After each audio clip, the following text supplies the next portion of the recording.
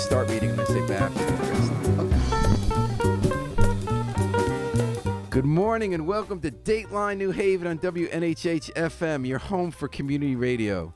I'm Paul Bass, inviting you to look behind the headlines on the stories that make the Elm City tick. Well, these stories have been getting people ticked off and ticked on all over New Haven this week. There's been so much going on and so many interesting comments about it. Debates taking place in the pages of the New Haven Independent. So we're doing something we started doing once in a while here today with some of the leading lights of WNHH FM, reading aloud to you some of our favorite comments of the week. And then we're going to comment on the commenters because we're going to be nasty media people and get the last word. Say good morning back to Babs Rawls-Ivy, who has already been on this morning. He's host of WNHH FM's Love Babs, Love Talk. She's also the editor of the Inner City. Welcome back. Thanks, Babs, for rushing back in. I know. I'm so excited. I love reading comments. And WNHH station manager, Heavy D, Donald Trump, devotee, Harry Trost. And we're going to intersperse it with local music. So that's attention to you, Facebook. We have permission to run this stuff so you don't have to boot us off the air. Local musicians, like right now you're listening to the Afro-Semitic Experience playing Eliyahu Hanavi. So we're going to take a little break between reading the comments to catch your breath, and have a little music lighten up as we get back in the intensity. Because we got a lot to talk about. We're talking about race and suspensions from school. We're talking about legalized weed. We're talking about something that's even heavier and makes everyone mad, bike share, and unions and hotels. All right, so one story we had this week is Chris Peak, report at The Independent, did some mashed some numbers together that were released. And he found out that it was overwhelming that almost everyone who gets suspended in public schools is black. Mm-hmm. And officials have said that's not a good thing. We got to look at that. Other people say maybe you're looking at it the wrong way. Other people say that because you don't want to look at it the obvious way. So let's look at what this we heard from teachers, we heard from parents, we heard from other people who care about this. And hopefully Harry will be back in a minute, hear what they had to say. So I'm going to read a few comments, and there were so many good ones. Bab's also going to read a couple too. So Rob N., who's one of my favorite commenters, though he does sometimes get a little quicksand when it comes to race, but he often has a lot of interesting stuff to say about architecture or something. Rob N. says, I think the question should be, are other demographics getting away with the same offenses without suspension? Do the percentages of suspension correlate with behavior influencing external factors like poverty? So in other words, he said, is it really race, or is it like who's causing more trouble, or is it that other problems like poverty that we should be addressing cause the problems in the first place? Noteworthy is, we can know where this one's going to go. The premise of the story and of the predictable, sobering puffery from this sorry group, I don't know who that is that it's a cultural problem. It's white people. It's that black male kids are treated differently. In some cases, this might be true. That's nice of him to say. But not across the spectrum. How about instead of this autoimmune response, somebody suggest a holistic approach? Could it be parenting? Home life? White people. Housing, food insecurities? How about trauma, divorce, violence in the home? Come on, folks, get your head out of it. Don't auto-blame the system and cultural understanding. My experience is that poorly behaved kids are in direct relation to a poor home life. So he's saying it's not race, it's home life and poverty. Well, anytime we don't talk about race, we everything but race. So Height's dad has something to say about this. To all, stop looking at data and look at what is right in front of you. Our male population who want to cause these problems in the school are seeking something or someone. And some people are not getting it. If I have a teacher who does not get me, does not understand me, they would lash out. The issues are plain and simple. Hire from within. Hire your black, male, Hispanic, Asian substitute teachers, paraprofessionals to do the work. Some are already committed in the school. See how the narrative changes. If kids do not want to do right in the school, make them pick up trash in the lunchroom, paint some of the walls, pick up the leaves outside, or clean the walls. He says, wait, we can outdo that. Actually, we can. It's called restorative justice, and we have that. And USTAT is actually doing that exact thing. Let's stop looking at data. Let's roll up our sleeves and hire these men, see how the numbers go down then. So we've now got 3 separate views, and a fourth one is coming from Samuel T. Ross Lee. Rob N. wrote, do the percentages of suspension correlate with behavior influencing external factors like poverty? Is he saying, like, the more people get suspended because they're from poor family and act out? Samuel T. Ross Lee writes, the association of bad behavior with poverty is just plain ignorant. The suggestion that poverty is morally defining reality is also just plain ignorant, too. Poverty is an economic reality. not a moral one. It was getting deep. It does not influence moral or ethical behavior. There is indeed enough evidence to show that persons with means, ranging from middle-class security to very wealthy, break the rules, break the law, and commit horrendous offenses against society. I believe that the big anti-Semitism scare right now is happening at Amity schools in Woodbridge. He didn't write that. I added that. Okay. Reverend Ross Lee continues, the suggestion proffered by Robin is another one of racist tropes. He would be right. John Tulin, who is, I happen to know, that's actually the fake name of someone who taught for many years in public schools, including my kids. Did you just shade somebody their no, fake name? No, I didn't say who it is. It didn't say it is because somebody who I've but taught. You know who it is. Because he taught my kids, and he taught me what the name means. Okay. John Tulin was a fake name that Lenin used when he was traveling, hiding out from the these Tsar. people are deep with their pseudonyms. So John Tulin says, Robin, and there's a new perspective. Robin, to answer your first question, white kids certainly get away with stuff that kids of color don't. Let me explain. A group of white kids are walking down the hallway during class time. Nothing may be said to them about it with or without a pass because it is assumed that they are doing what they should be doing. Or if they are stopped and questioned, the reason they give is pleasantly accepted and they are allowed to continue. Black or Hispanic kids are stopped, corralled into a confined space, sent to the office, etc. No one would get suspended for this. But white kids have a privilege that kids of color don't. White kids are the first to tell you that. I will tell him he's right because my daughter is white. And she one day brought a huge knife to school because she was baking cakes for the teachers and the kids. She bought a knife. It's the biggest carving knife we have. Allegedly, everyone gets screened when they walk into Wilbur Cross. Yep. She walked in with that knife. We were so mad at her. See, you're using your privilege. You might not be aware you're doing that. Because she would always tell us, white kids just walk in and black kids get screened. You bring a Swiss Army knife or a nail file in, and you're black. You're going to get stopped. You're going to get stopped and held up for an hour. She brought, this thing was half the size of my arm to cut cake. Anyway, so Babs, let's hear a few more comments, and then Harry, you and I can weigh in. Harry, this is a story about how most of the suspended kids are black males, way disproportionate to the numbers in the school. Posted by Alice B. on November 28th at 9:13 p.m. I am a teacher in the New Haven Public Schools. I teach in one of the comprehensive high schools. The majority of my students are African American and about 40% male. When a student in the school is suspended, that student is aware of the reason, and I have never heard a student blame their suspension on racist attitudes by any of the faculty. This whole article is bull, absolute bull. The blame is being put squarely upon the teacher. We need to be more culturally aware. We need to be more sensitized. We need to be black and male in order to reach the student who is black and male. That is crazy. One's gender and race has nothing to do with one's ability to reach their students. 2 months ago, a student threw a chair at the back of one of our teachers. That teacher is still out on leave, and that student is back in school, where that student continued his reign of terror by knocking out the front teeth of a special needs student.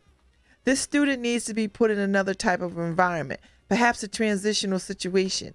He was not suspended for more than 3 days for the violent attack on a teacher.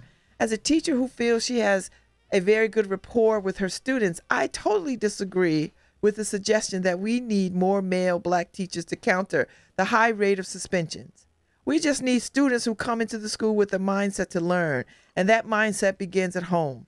I'm not buying any of these statistics, as Charlie Brown or Lucy once said. Tell your statistics to shut up. She feels passionate about that. Whatever. Posted by X Haven on November 29th at 6:43 a.m. to Alice B. I could not agree with you more. Violent students need to be removed from the schools. That's that prison to pipeline. They like that. I could be wrong, but I think I inserted that. I'm sorry. No, you can insert. I could be wrong, but I think this commenter is black. Taught in schools and got attacked. Black don't make you correct. Staff and students should not be subjected to this danger. That's why I called the police to arrest the student who assaulted me when administrations would not suspend or expel her. Schools have no right to hide that fact that convicted violent offenders on parole are in the school. We have learned that mainstreaming does not work over the past 40 years. It brings everyone down. Violent students must be contained in specialized institutions. Is she suggesting prisons? Not left to run amok in general population. He. XNHV is he. Oh, he. Posted by Samuel T. Ross Lee on November 29th at 8:17. He's my guy. Alice B. The example you used here of extreme misbehavior of one student to justify the suspension of many black boys would be valid were the majority of black boys being suspended committed the level of offense that you talk about here. But of course, they do not. Most black boys are being suspended for offenses that are much less egregious than students attacking teachers or knocking other students' teeth out. Your and X-Haven's use of extreme examples is much like defending the use of the death penalty by parading before and scaring the public with the mental images of the most diabolical serial killers. The fact, however, is that the lion's share of people on death row are those who are poor and can't afford proper legal representation. There would be a clear correlation between the fact that the suspension rate of black boys from New Haven Public Schools, using your rationale for maintaining a system of suspension that is apparently broken and brokered by race and gender in the worst way. Given mindsets like yours, it is no wonder that the school to prison pipeline is so prevalent in our society. Reverend Ross Lee. I love how he signs it at the end. The guy is proud of what he has to say. So one thing I love about this discussion is that it's passionate, it draws on personal experience, and there's a lot of nuance. Like, I don't know who every poster is, but you have black people arguing different sides of the equation. You have white people arguing different sides of the equation based on their experience. I wonder what Harry thinks, listen to all that. So what do you think about the fact that the numbers that Chris Peak discovered show that just about everyone who gets suspended is black, way out of proportion to the number of kids in the school? And that's not just here, Paul, that's across the country. Yeah, I know. Yeah. So what did you think of the commenters, Harry? Whom did you agree with? Who did I agree with? I don't know. People, they're commenting on generalizations, right? So they talk about their own experiences too. Well, some had John like Toolin the is a teacher and saw that the white kids get away with things the black kids don't. Another white teacher said, assume that the kids open up to her and said that they are fine with her. And Sam Ross Lee, he wants more black men teaching. There was another person who said more black teaching, and Sam Ross Lee say, don't blame it on poverty, don't blame it on race. There's a different approach to people because they're black, and you're trying to hide that. Yeah, so I'm really curious what you think, Harry. It's interesting. I have a feeling Babs and I kind of agree with Samuel T. Ross Lee, correct? I kind of agree with him, except, look, I just don't like to play in the color game, the identity politics of it all. Now, do you need black men to teach black children? I think we just need great role models regardless of their color, right? So, and teachers are our role models. We have to teach the children to respect these teachers. So you're saying race doesn't matter to the teachers? Race doesn't matter. When you go to Amistad High, every teacher's white, just about every kid is black. Is that at all a problem? I don't know. Where I grew up, it was mostly black neighborhood, and the teachers were white, mostly all white. We had maybe the principal was black. That's about it. And what do you think about that? Were in they my able to neighborhood, understand what kids are and going for me, through? I never, equated me learning English or reading or math with my teacher being white. What do you think, Babs? You think there's a good point? Person who says we need more black teachers, and that's the root of it? Of course. That's not the root of it. That's part of the solution. The part of the root is that this country is built and founded upon the disenfranchisement of enslaved people, and that for almost damn near 200 years, black people weren't allowed to read and write. So we have to own that part. For 400 years we weren't allowed to read and write. We didn't get into the reading and writing thing until what? Just after slavery, because slaves were not allowed to learn to read and write. And so here we are. Then we get to separate but unequal, right? When black kids are in black schools learning from black teachers, then nobody liked that either, right? So then they thought, well, the closer you are to whiteness might be the closer you are to some kind of so-called success. And so we are not having the real conversation around race and the privileges of whiteness. And that's what John Toolin got to. I mean, the education my kids got about race at New Haven Public Schools, was white kids can get away with stuff black kids don't because they assume the black kids are They, do up to but no we good. see it all the time.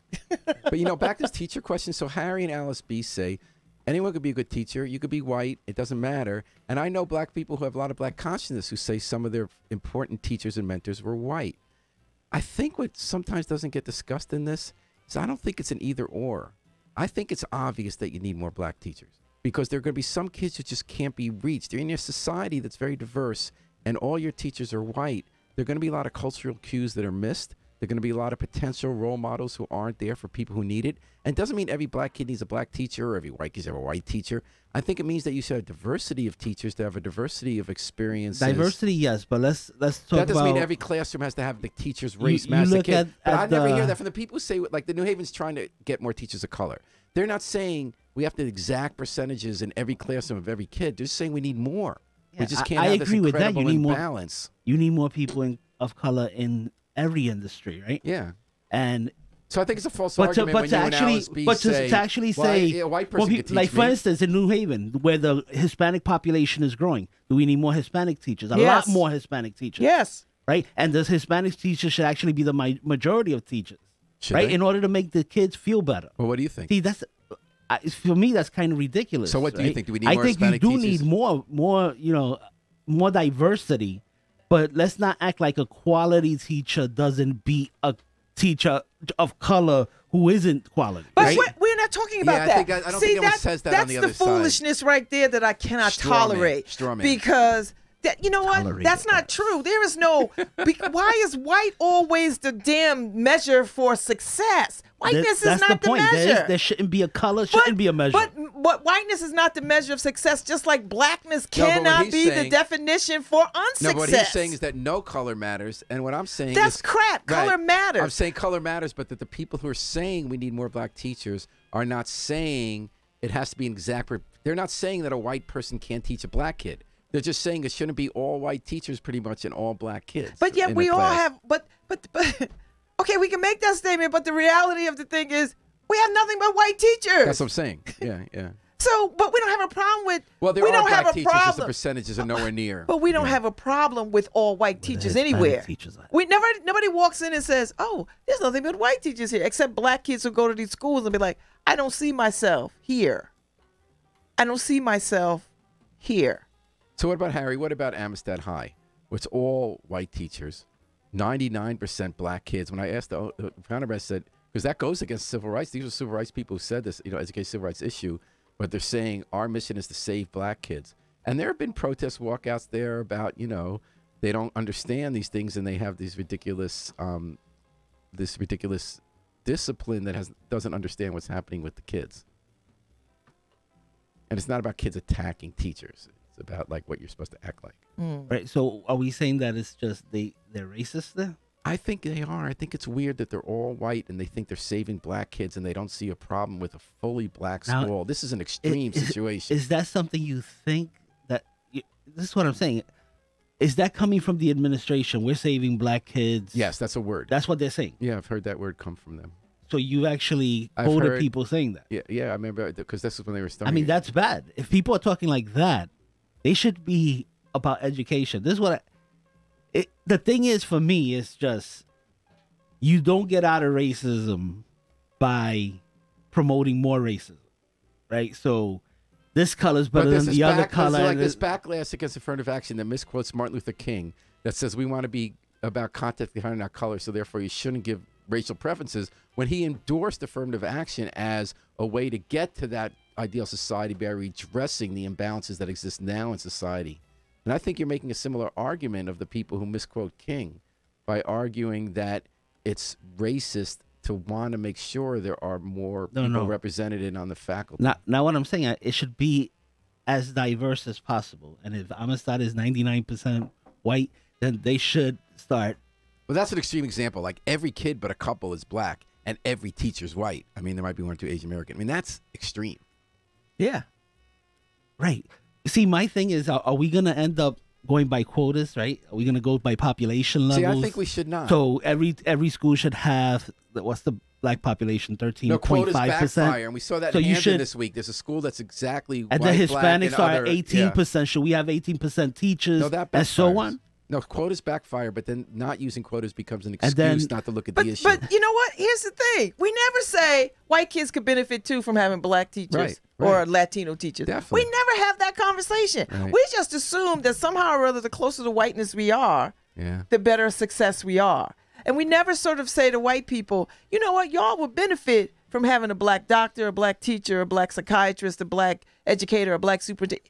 We never say that. We don't have those conversations. It is always black people having to sort of deal with and accept proximity to whiteness as a rule of success. All right. See, growing up, my favorite teachers, two different teachers, Mr. Taylor, strong black man, science teacher. He would actually That's how you roll. got so good at tech.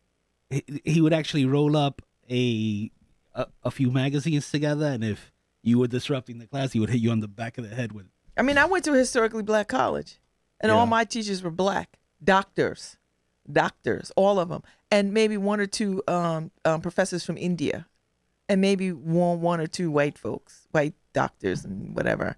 But that's why you go to a historically black college, because you want the experience of Or a Jewish school. My kids went to 3 years of Jewish Yeah. school. Teachers were Jewish. so you Actually, know not all of them, so but most. so going to a black historically college, Segregation. there's no black student union. It's just a student union. You know, there's no black drama club. It's the drama Well, club. public schools are a different situation. We're talking about a But diverse that's but, that, society. that's what but that's the point that I make. My point is this: is that we are tired of believing that the proximity to whiteness is successful. And you're hearing that on Dateline New Haven. 103.5 FM, live stream New Haven. Never thought of it like that. Yeah, we're commenting on the comments. Say Harry, Joe, Babs, Rolls, Ivy. And we're also dispersing with local music, like this track. One of my favorites, Chris Big Dog Davis doing Morning. I know, I love Call. him. He I is- heard your show the other day. He's happening. He's doing He is. Morning Call.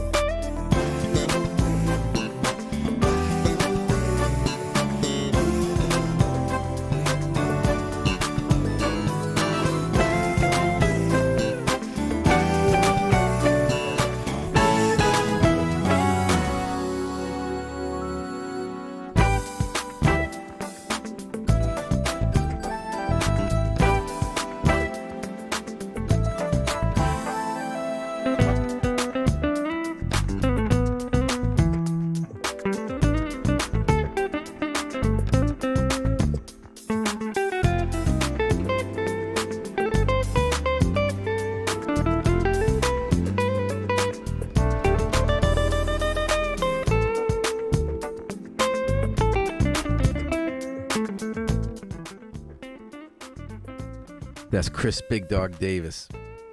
Local guy made good. Traveling the world, producing records, performing concerts, arranging music, topping the R&B charts. Come back home for local concerts, helping the kids at Stetson Library. And on Dateline New Haven, we're playing some local music in between, reading the comments of our wonderful commentariat, the readers of the New Haven Independent, who put so much passion and thought and time into debating the news articles in the New Haven Independent. And I just want to remember that even when we disagree with you in the show, we're so thankful that you put the comments and that we can discuss it. We're not trying to win an argument. We're trying to have a productive debate. I'm here with Babs Rolls Ivy and Harry Drost doing that deed. And the deed is weed.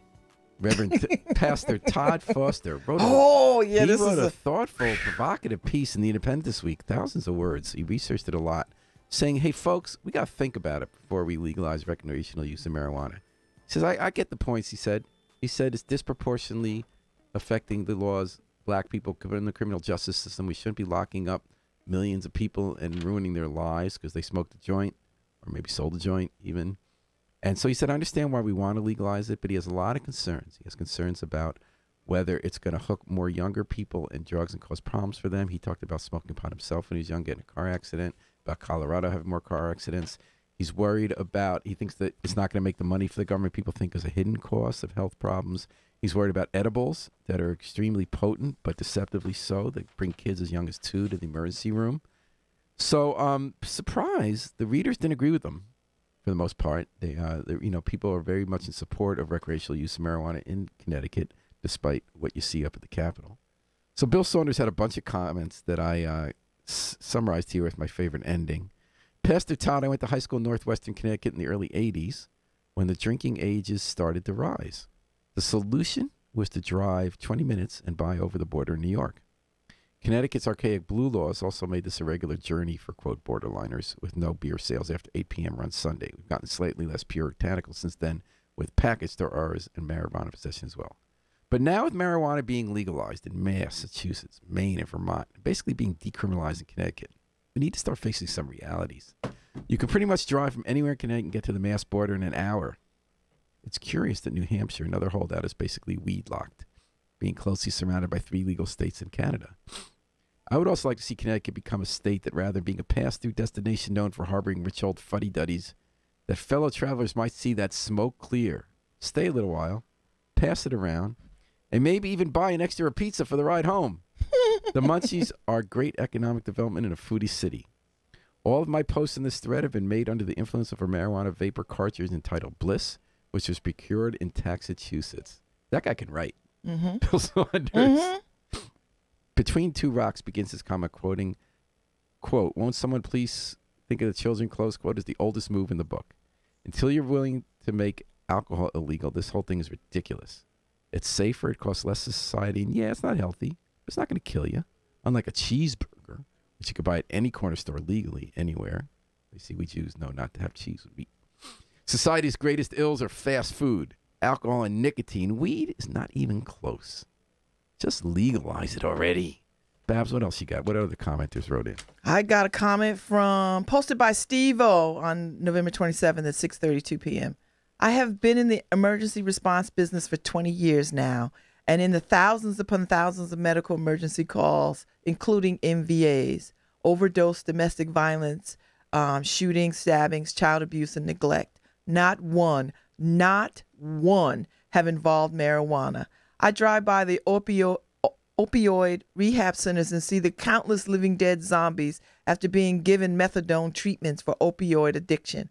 How dare you list marijuana as a Schedule I narcotic?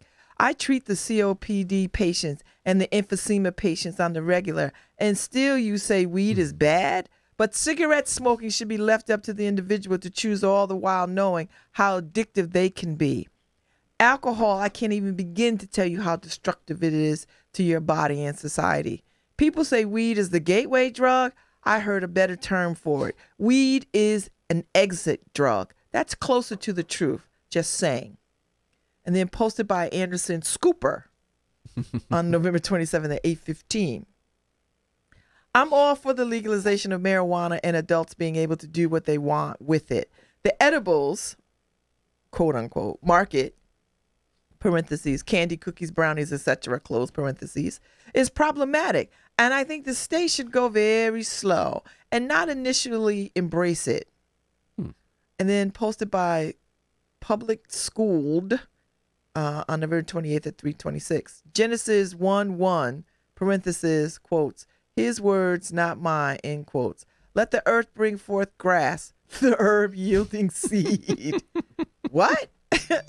And he said, what? Not me. His point is that he go in the Bible to argue against the pastor.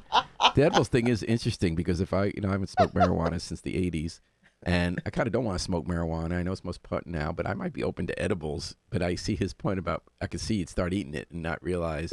Marijuana, the guy who's become the big cannabis convert around here is Harry Gross. He never smoked pot, if I understand, before in his life. But now for medical reasons, he's on marijuana vape for medical marijuana legally and kind of on it all the time. Has that changed your thinking? you agree with the commenters, or do you agree with Pastor Todd Foster, Harry? Marijuana should be legalized. I'm, kind of in the middle about the recreational stuff. You're saying the edibles.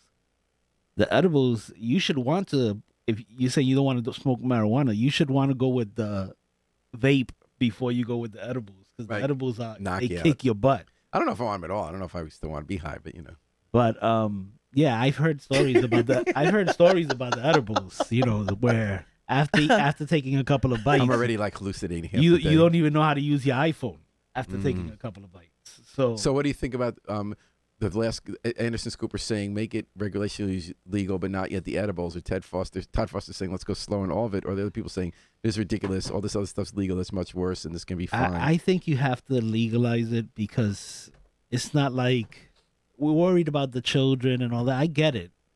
But at the same time, it's not like the children can't get a hold of liquor and other more potent pot things. But the idea is that they will, if it's legal, more people will use it, like vaping now. So I thought it was interesting about Anderson Cooper's comment is that now even the vaping companies, the e-cigarette companies, are Juul saying we're not going to use some of these candy flavors because there's no question that was the latest. Yeah, because grown people are not wanting candy. And also, it's like the that. Nicotine dealers have always been about being drug pushers to addict that's teenagers that's more the e-cigarette. Addict teenagers before their brains fully formed. Then you got them addicts for life, and it's cruel. And so they on their own realized they better skedaddle with the fruit flavors because that was too obvious. Do you think, therefore, Anderson Cooper has a point about edibles? I mean, I think, I listen, if we know anything about the Prohibition era of this country and how illegal it was to have alcohol and people making bathtub gin, right, and all this other kind of stuff, and moonshine and what have you. I mean, history has already taught us. All we have to do is just pay attention and look at it and then move forward. Listen, the days of legalizing marijuana is upon us. Whether we like it or not, it is upon us. And so we don't do it this year, we don't do it next year, but at some point, it's going to happen. We're not going back.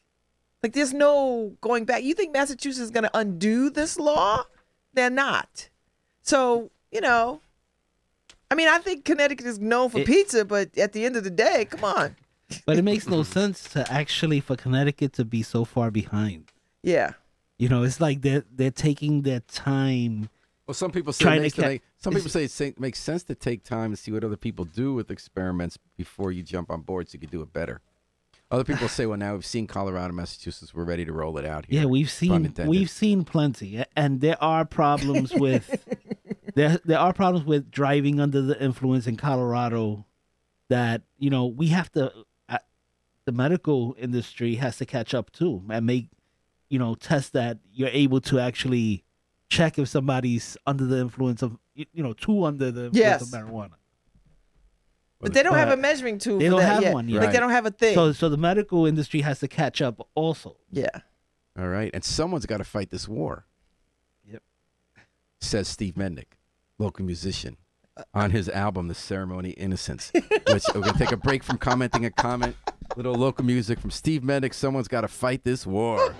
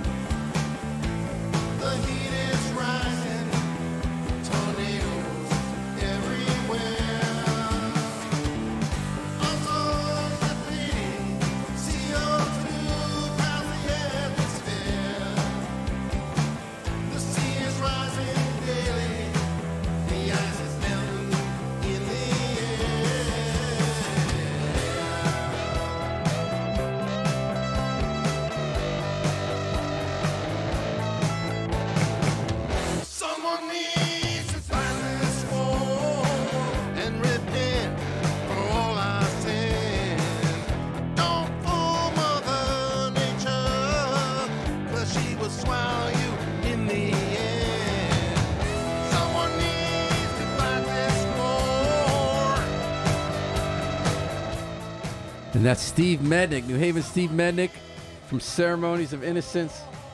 Someone needs to fight this war. A WNHH FM, your home for community radio, 103.5 FM, live streamed at newhavenindependent.org. I'm your host, Paul Bass, with Harry Drost and Babs Rawls-Ivy, the best in the business. And we're reading aloud comments from some of the New Haven Independent's great and varied commenters this week on news stories. And then we're commenting on the commenters. So sometimes the great threads, Babs and Harry, I find, grow out of a small part of an article rather than the main point. I'll give you an example. We had a story this week. We had a scoop that, you know, that the old Coliseum site where they tore down the Coliseum for years. This company, Montreal, was supposed to build there, but they didn't have the bucks, and there's a big standoff with the city. Stuff's getting built all around it, but not there. So they got a savior, it looks like, if a deal could be struck. This group called Spinnaker, it's already done $250 million worth of investment elsewhere in town. Says, we'll come in and we'll build it there. We got the means. We can do it. The outstanding question is, Mayor Harper's talking about this, it was always supposed to have a hotel at the center. That's where state money's going to come in to fix the roads. But it's hard to get a hotel in New Haven because the government is controlled by people supported by a union at Yale called Unite Here, which also represents hotel workers. And they try to stop anyone from building a hotel with mixed success if they don't promise that it'll be unionized.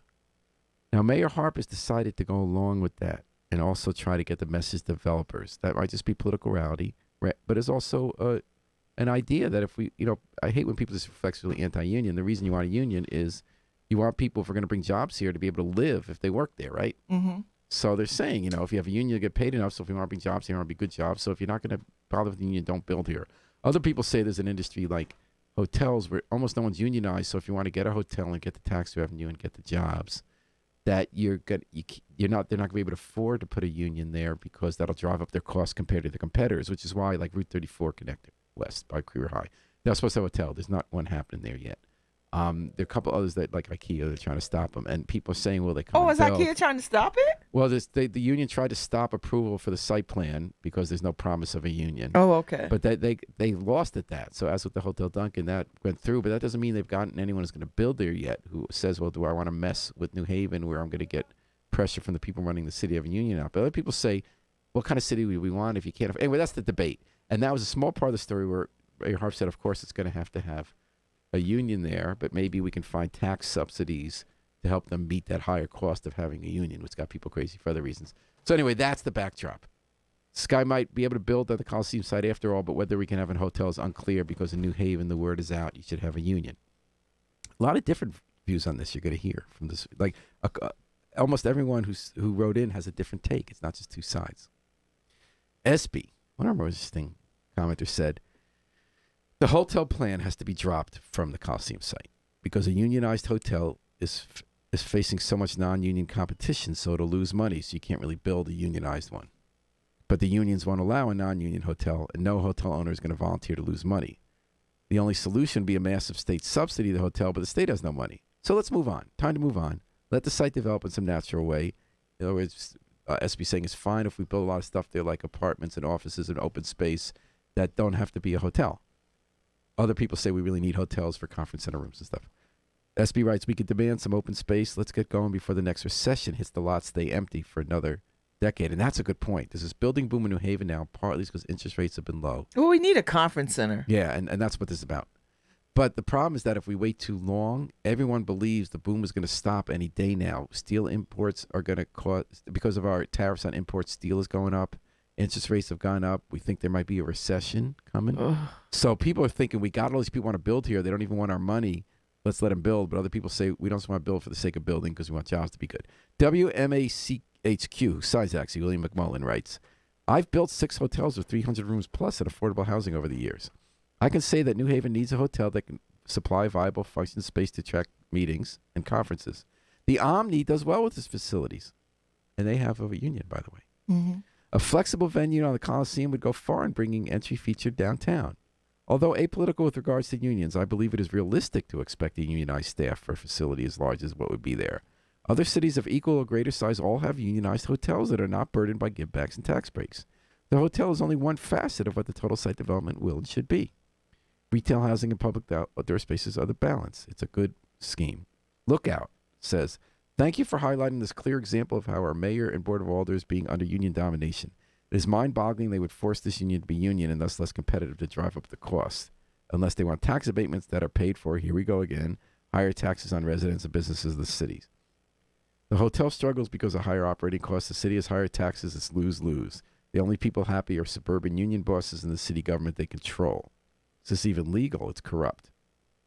Then EBW 1957 jumps in. Most of us know that unions equal Democrat Party ATM. So, of course, she wants this with union-only construction, I'm sure. I think that's true. People at least have union construction so you get paid enough.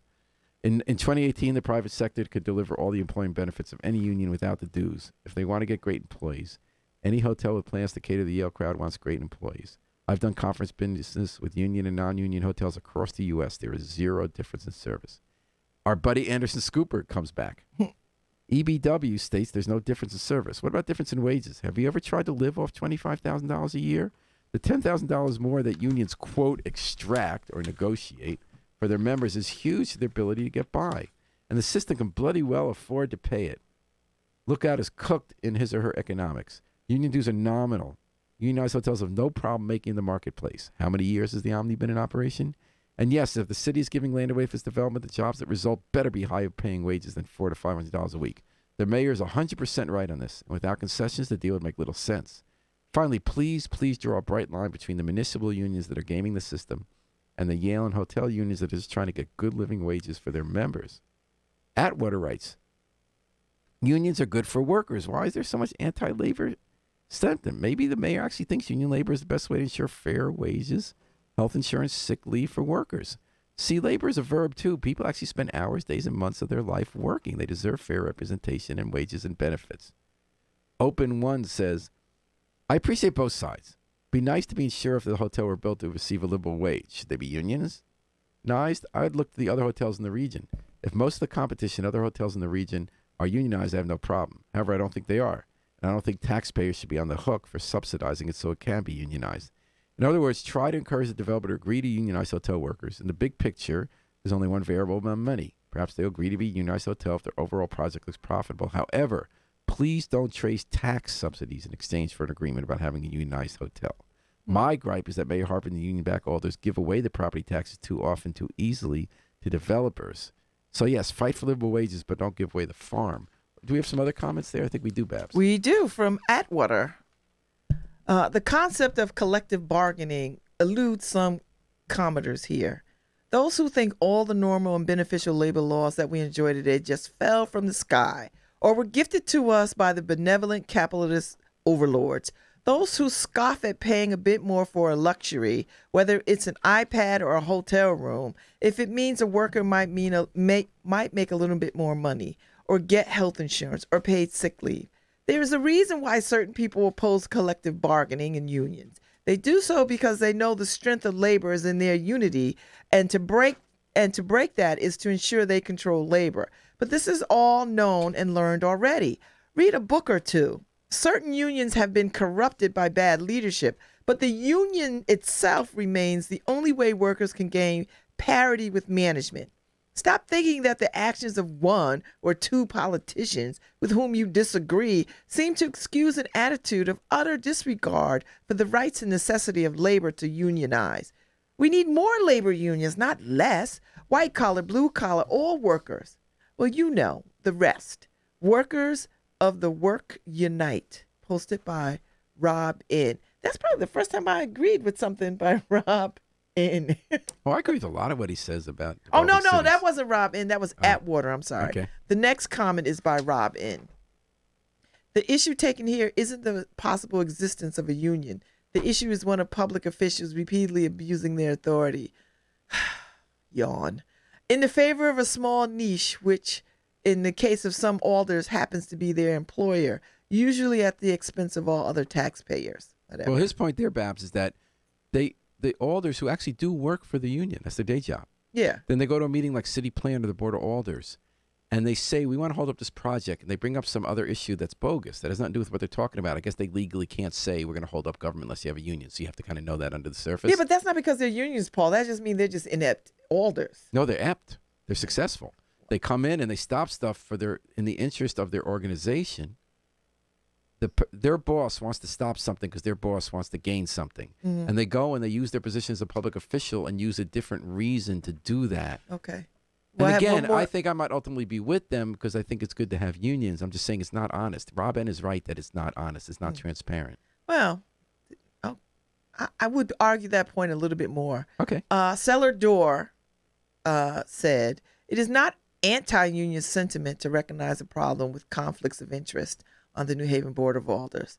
There inevitably are times when the best interests of all New Haven Board of residents are in conflict with the interests of the Unite Here. But those union members who have strategically larded the BOA do not recuse themselves from voting when that is the case, and they thereby betray their obligation to New Haven voters. My take is this: if you don't like that, then you can create your own team and run. Ultimately, they do nothing illegal. They go out and they organize on the block in your ward, in my ward, in all the wards, and they get support for their program. I do have a concern about not being upfront about what you're doing, but I think what they're doing is not necessarily bad, and they have a right to do it. And everyone who complains about too much influence should run and do something. Honestly, that's the only way that you combat this, right? Because one of the commenters said everything doing is against the interests of New Haven. I think that more people in New Haven think it is in their interests, which is why they vote for him. Mm-hmm. You know what I'm saying? Yeah, I do. I do. But what do you think about not being upfront about what the agenda is? I don't know. I don't know what that means, being upfront. Here's what it means. They say they tried to push through an illegal change of the zoning code to stop a project. Mm-hmm. They didn't say, we're going to stop this the minute you agree to sign a neutrality agreement so that our union can represent your workers. So you would prefer it if they would have said that? They said, we don't want any, if they're upfront and said, we're not, because they created this whole debate and they almost had an illegal zoning code. Mm-hmm. And they're going to wreck how government works because they're not saying what their real reason is holding it up. Mm-hmm. Why don't they just say, we're not going to act on things until you agree to a union? Now, maybe that's not legal. I don't know. But then if it's not legal, then they shouldn't do it. I don't know if that's not legal. I mean, we certainly have said that. There's some reason they're not doing it. But I don't know the what only honest one is Mayor Harp. I don't know what the rationale is for that. But I do know, we have said in the past, if you don't have some kind of community agreement that's satisfactory, that, this process is going to go a little long. Right, I remember that. You used to have community benefits. You were involved in that with the hospital. That was up front. Yes. It was organized. That was up front. Yeah. Here they say we're arguing about this for an hour. And we're arguing about something when they have a pretty bad idea that would wreck government. Well, then that might speak to just not the sophistication of politics. I think it's more than, I think they are sophisticated. They don't believe people will support them if they tell the truth. When they first ran as a team for the Board of Alders, they didn't admit it till we forced it. We said, look, you have the same group of 6 people coming to every announcement. You're obviously running as a team. Maybe people will like what you're running on. And people did like what they ran on when they admitted who they were, and they won. Mm-hmm. And those things happen. More community policing. Well, but you know what? Here's the thing. Just like this president of this United States, you play to your base, and everybody else be damned. I mean, you just play to your base. But he openly plays to his base. But that's what I mean. So maybe this is their strategy. Like they don't. See, I think the city is their base. I think people support what they want to do. Well, but they don't like when they lie about it. Well, you say lies. Some others say alternative facts. Okay, what do you think, Harry? You haven't weighed in on this. You never weigh in on this, Harry. What do you think about this? This is the biggest issue in New Haven, just about separate. Kind of pro-union. Sure. I think a lot of the unions have abused their power at times, but whatever. Over here is a pay-to-play system, right? That's what it is in New Haven. It's one of those cities. I don't know about that, Harry. It is, and this is what Paul's saying. They're not transparent. They hide their real motives. And this is kind of pay I'm behind. Pay means pay people enough money if you want to put a job there, rather than put it in the pocket of some influence broker. If that's what you're getting out of it, but when you're part of the upper echelon of the union, you're not worried. Well, the other question is unions have a right to be in politics, and I'm glad they're in politics. They should be. Just be transparent. But what happens when you get elected? Are you responsible? I guess they're saying the public interest equals the interest of my union, which some people would agree with, right? And some wouldn't. But if they're having a fight with Yale and they hold up approval of stuff getting built and revenue we need so we don't raise taxes. I mean, the teachers union should be that strong. Yeah, and they're not. They don't get along with this union. It's not like a labor government. They should be that powerful. Yeah. Well, all right. Well, you know what? We only got to a few of them at a time. Let me ask a question. Does the Omni get subsidies? I don't believe so, no. They don't get subsidies, so they're able to be successful and they have unions. Yeah, it's a successful union. It's this union. So I hope that and every I don't hotel see a has problem union. with it. Yeah. I mean, nobody's complaining, right? They're not protesting. Omni's a good hotel, I think. They've come a long way. They have. You know. And thanks to union labor, right? Yeah. All Yeah. right. And thanks to Babs Rose Ivy and Harry Droz, the best in the business here at WNHHFM. Babs, thanks for coming back. It was fun. Harry, thanks for setting it up so we can actually be on all these different platforms. He is the tech whiz. I man. know. He brings I this know. radio station to the 22nd century, not the 21st. And thanks for joining us on Dateline New Haven, WNHHFM. We're going to take it out with the Afro-Semitic Experience performing I Wish I Knew How It'd Feel to Be Free from their CD, A Plea for Peace. And quoting Woody Guthrie, this is Paul Bass saying, "Take it easy, but take it."